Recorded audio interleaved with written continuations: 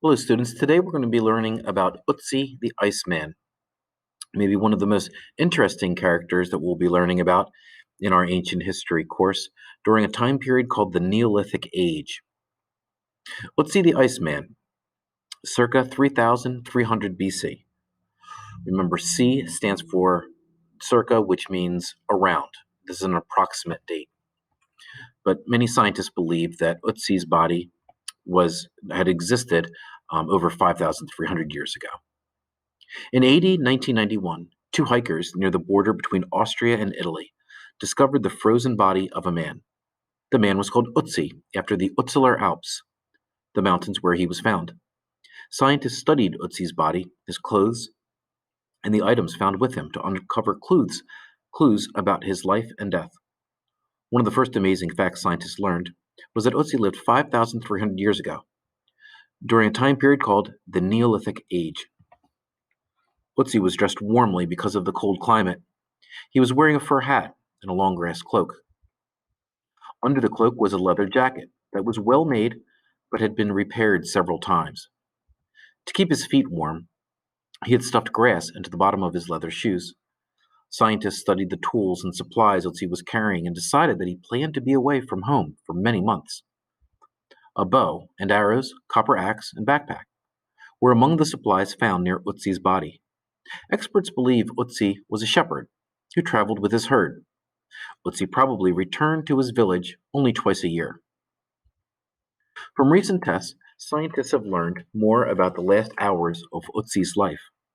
Shortly before he died, Otzi ate a type of flatbread, similar to a cracker, an herb or other green plant, and meat.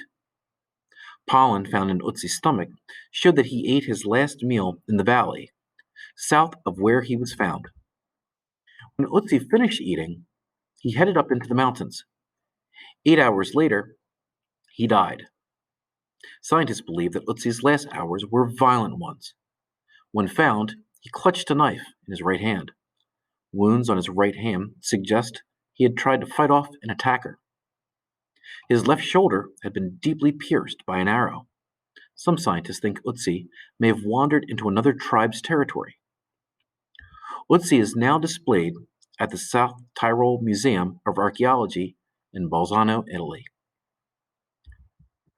Later, we're going to be answering some questions about Otzi the Iceman. We're also going to be seeing a video which is going to go deeper into possibly who Otzi was and what we can learn about the people of Otzi's time period. Something to keep in mind at this time period in the Neolithic Age, as we may have already mentioned in class, the marking of the beginning of this age was farming. Farming is what separated humans from an earlier time period, the Paleolithic Age, where primarily people went out and they were hunters, they were gatherers, they followed the herds, they followed the migration paths of different animals, or the migrations of different seasons. But what makes life a little bit different now is the fact that the people of Otzi's time period, many of them have figured out farming. It's the first time period on the planet where humans have figured out how to farm. Well, why is that significant? It's significant because now instead of moving from place to place, or from our notes being what we called nomads, now people are staying in one place. Okay, well, why is that significant? Well, now as people stay in one place, people are looking for where's the best area to farm. Maybe there's an area that has good soil, that's a good area to farm. Maybe you have good seasons that are good to farm. And what happens is more and more individuals move to an area. However, also at this time period, as people began to grow their own food, some people weren't able to grow their own food for a variety of reasons. Or they may have gone into an area and taken somebody's food.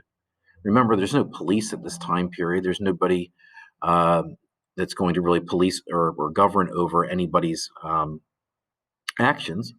So if you were bigger and stronger than somebody, or if you had a better weapon than somebody, you might take something that somebody has. After all, you're not going to be thrown in jail for doing something wrong.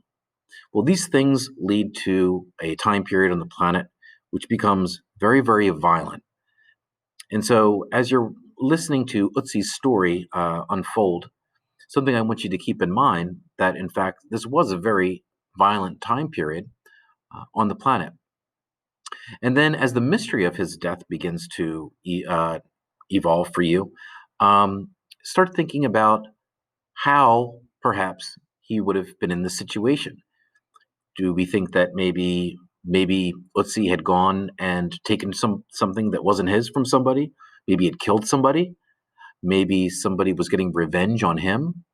But we learn at the end of our story that his death, regardless of what we think may have been the real causes of it, uh, it ended in violence. And that's something that we're going to explore a little bit more in class. How this time period, through the Neolithic age, and individuals learning to farm, and individuals having certain weapons or raw materials that other people didn't have, what happens is you have people that have the luxury of these items, or they've figured out these inventions or these technologies, and some people have not. And oftentimes, because there was no legal system, there was no police, there was no judges, what would happen is a lot of times these kinds of things would end in violence. And we're going to see a larger picture unfold as we jump into after early man Mesopotamia. And we'll learn about what the early Mesopotamians did to try to solve some of these problems of violence. So I hope you enjoy some of our lessons and the video that we're going to be learning about Otzi the Iceman coming up this week.